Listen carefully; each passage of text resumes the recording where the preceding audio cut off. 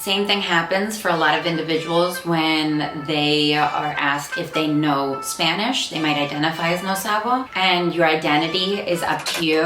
But what I would challenge is que tú sabes. Que tú sabes, aunque sea ciertas palabras que estás escuchando, even if it's only listening skills that you feel like you know some words, maybe you feel really confident in listening, and what you mean is that when you are going to speak, you're still working on that particular skill. I think that it does not contribute to exactly the skill that I am mentioning about confidence, because it comes from a place of what you don't know. And what we do know is a lot more than we give ourselves credit for. Saludos, I am Dr. Xiomara Rivera Pagán, and this is LUPA Talks, where we talk about how language is used, how language is learned, and how we can reclaim our language so that we can connect with our family, connect with our community, and can connect with our culture. I am working on improving some of these videos, and so last time I recorded, audio was a little bit wacky. The second time that I recorded, lighting was a little bit wacky. I think that we're on a better track. I recorded this video last night and it was mad blurry, así que here we go again, but I think each time they're getting a little bit better. Así que si tienen recomendaciones, if there's anything that you guys are seeing that you think could be improved, feel free to throw it in the comments.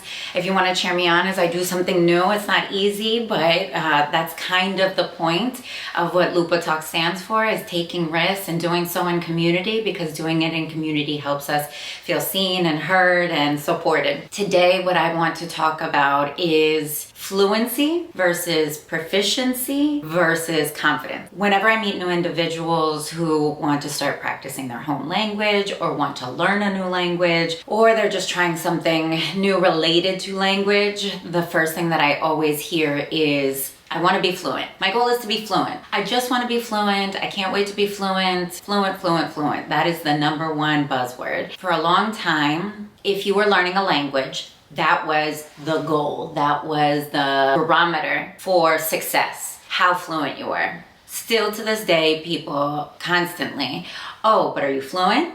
Oh, but are you a native speaker? That's also been added on as the marker of success. We'll talk about native speakerism in another video, but the concept of fluency really needs to be unpacked, because we need to think about what is our goal when we're saying we want to be fluent. Does it mean that we want to be perfect? Does that mean that we want to speak flawlessly? Because even in your first language, you will make mistakes. You will pronounce things in ways that you don't necessarily prefer, and then you'll have to correct yourself, and that's okay. We need to really think about what we mean by this concept of fluency if we want to make it our goal, right? And I'm going to actually challenge you to not make it your goal, so this is part of the convincing you that fluency is an outdated goal. We'll see how I do. Fluency refers to continuity, smoothness, rate, and effort in speech production. So often when we think of this concept of fluency, we are thinking, I will speak effortlessly, I will speak easily, I will not stutter, I will know all of the words that I want to say, I will be able to answer any question. Let's unpack that for a second with your first language. If you are in a situation in your first language, or in the language that you feel most dominant in, there are going to be situations that you have never faced that you're going to have to learn new words, new vocabulary. Think going to the doctor. Whenever you go to the doctor, you're always learning new words for new conditions that you've never learned, and the doctor has to kind of define it for you. And that doctor has fluency in that particular vocabulary and in that particular setting. If your goal is to work towards fluency, you can have fluency sooner rather than later if you decide on specifically what topics you want to talk about, what settings you want to talk about them in, and then practice, practice, practice, practice. The more that you limit that, the more that you will be able to do that sooner. So what a lot of language teachers have moved towards speaking about is not necessarily fluency, because fluency doesn't necessarily speak to the range of topics or the range of situations or the breadth of your vocabulary. It just speaks to your ability to speak smoothly about a particular topic. You can do that on a limited number of topics. We talk more in language classrooms and in language learning settings about proficiency. Proficiency is actually what you can do with the language. Language proficiency is the ability of an individual to use language with a level of accuracy which transfers meaning in production and comprehension. Our ability to meet new environments, new settings, where we can use all of our language, new language and home language or dominant language, in order to put it all together, formulate an understanding, and then try out a better gauge of probably what you're seeking to do when you are practicing a new language, which is to feel like you can be in a setting and understand sufficient vocabulary, grammar, cultural context clues in order to be able to then you produce the language that you want in order to communicate. A good example of having fluency but not having proficiency is, think about little kids that are able to speak quite fluently, but their vocabulary and the complexity to their sentences is usually more limited than, for example, somebody who has practiced the language for many years, an adult who speaks the same language.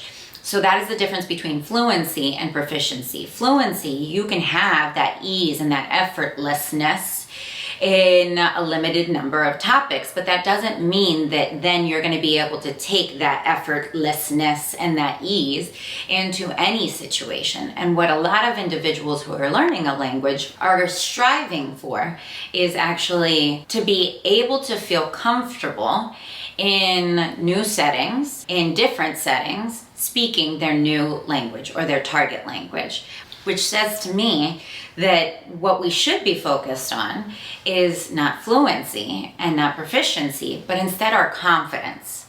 Because there is this term or this concept in neuroscience that is a confidence competence loop. It's very interesting because you do not need to be competent in order to have confidence. We've seen a lot of people who you are surprised are far more confident in their abilities than they potentially should be. That's actually a skill set that actually helps us to some extent, because in having that confidence, that allows us to take risks, especially in learning new things, learning new languages. So when we make mistakes in terms of either forgetting a word or conjugating something incorrect, we don't attribute it to our identity. We don't say, oh, I'm a bad speaker of this language, or I am less Puerto Rican, Mexican, lo que sea. I just say to myself, oh, I made a mistake because I'm learning something new. This has nothing to do with my actual identity. The thing is that for heritage speakers, often we do exactly that. We are concerned about how our inability to do something is connected to our identity. And so we have less confidence. And so because we have less confidence, we then practice less and try less,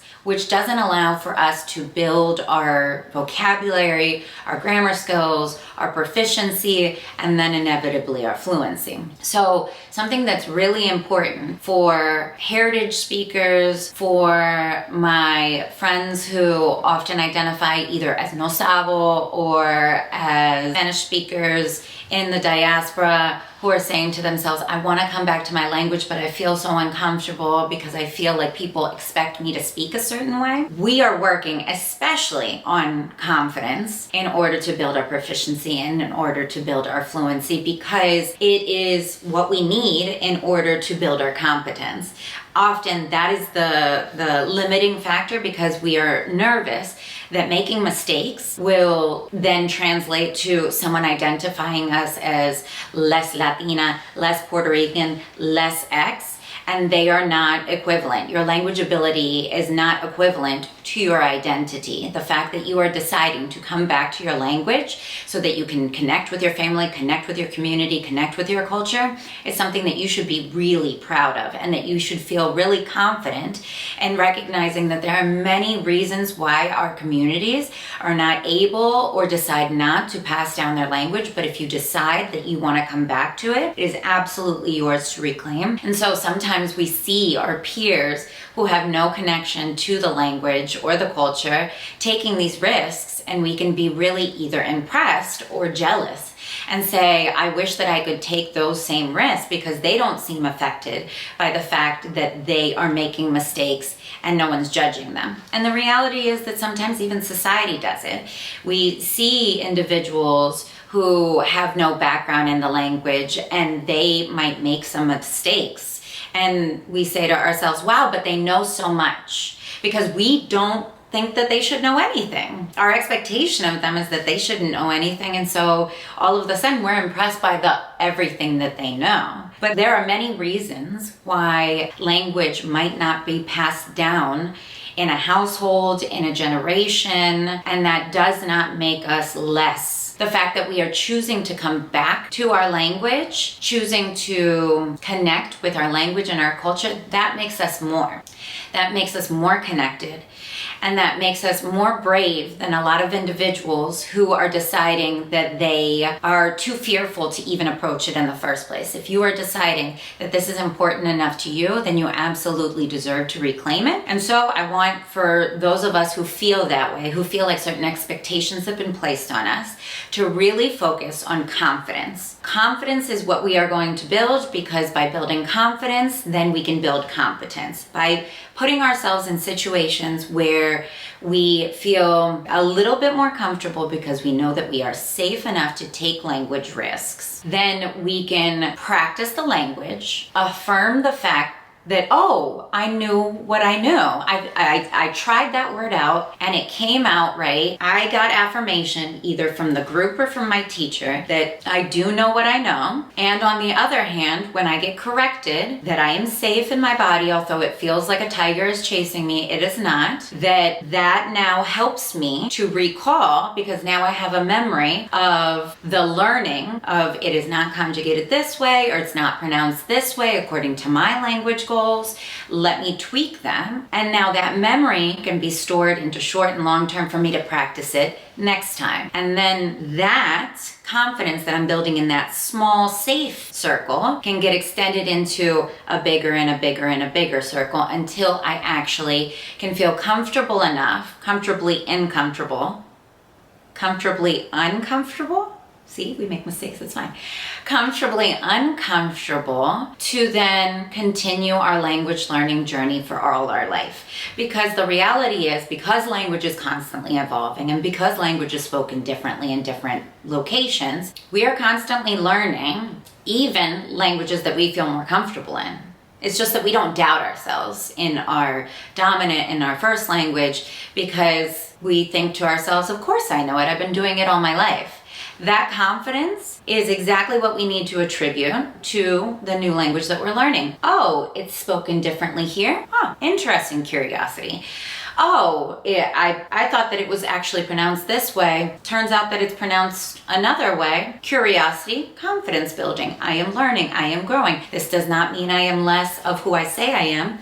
I determine that outside of my language ability. And so I know that a lot of individuals are reclaiming the concept of no Sabo, or sometimes we use that as an identifier so that we can protect ourselves from certain expectations. I do the same thing when somebody asks me, where are you from? And I give them my full life story so that they know this was my first language, but then I left it and I forgot some of it, but I'm coming back to it.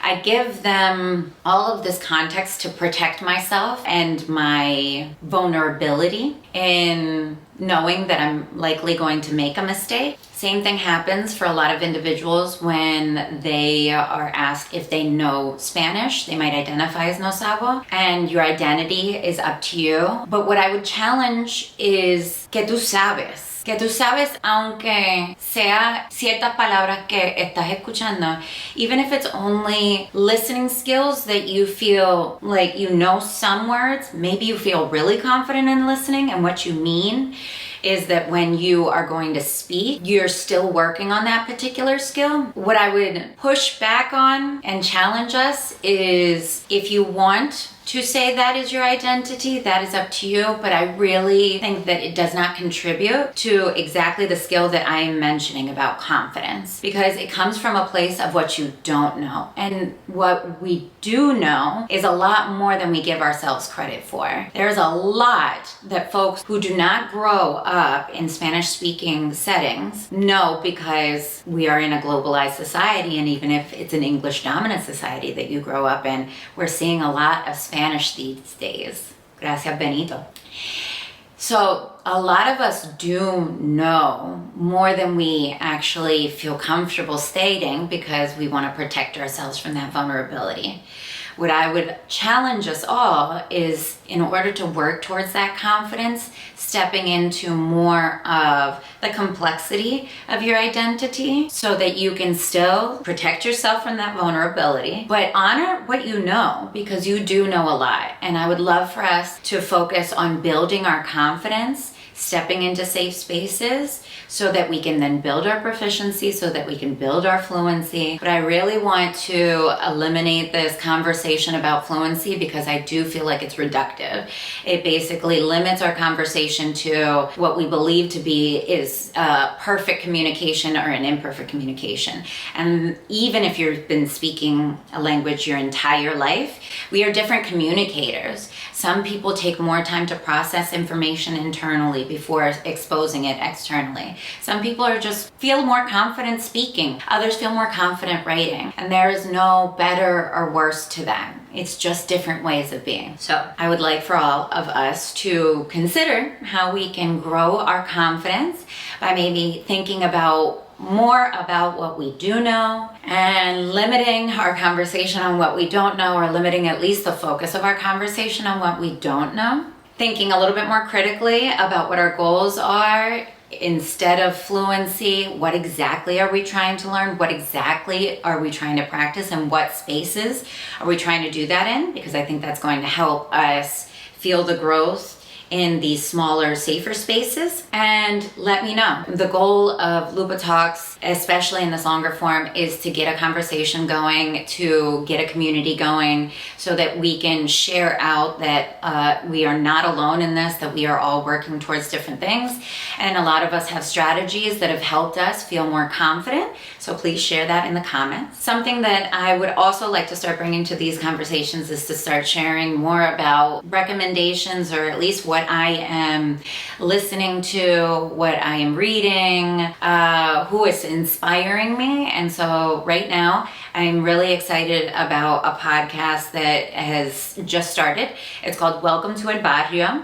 It's hosted by Becca Ramos, and she is having really awesome conversations about how Puerto Ricans experience their Puerto Ricanness on the island, off the island. So it's conversations around identity, and the most recent episode even talked about language in a way that I thought was super curious and interesting and made me think a lot. And so, of course, LUPA Talks, I have to give it a shout out. And I hope to continue giving recommendations. And if you guys have recommendations, love me a good podcast, so feel free to share that. Entonces, I look forward to hearing about your experiences, y hasta la próxima. Ciao!